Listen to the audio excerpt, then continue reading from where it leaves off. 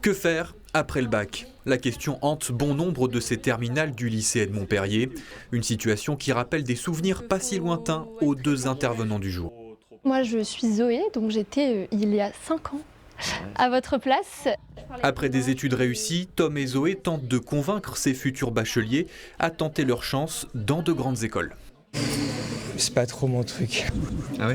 Ouais, je suis moins dans les écoles longues et tout. Je préfère des trucs voilà, comme la gendarmerie où c'est assez court. Moi j'aimerais bien tenter, oui, parce que c'est toujours intéressant, parce qu'on apprend énormément de choses, on a peut-être beaucoup plus d'opportunités que dans des écoles qui sont peut-être jugées plus petites et plus faciles d'accès. Mais pas si simple de s'imaginer à Sciences Po ou à Polytechnique quand on est à Tulle. Forts de leur expérience, les membres de l'association essayent de les encourager dans cette voie. Nous, notre message, c'est vraiment de ne pas s'auto-censurer. Si on a un objectif, c'est de l'essayer. Mais l'idée, c'est vraiment de les orienter au mieux et de leur montrer des parcours de jeunes qui leur montrent que c'est possible et qu'est-ce qu'on peut faire ensuite.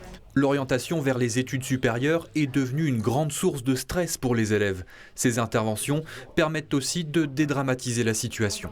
C'est très important d'arriver à rencontrer les étudiants qui sont de jeunes étudiants, voilà, qui sont ou en sortie d'études ou à peine dans la vie active et qui ont un recul qui n'est pas tellement éloigné en fait du leur. Et là, ils peuvent échanger.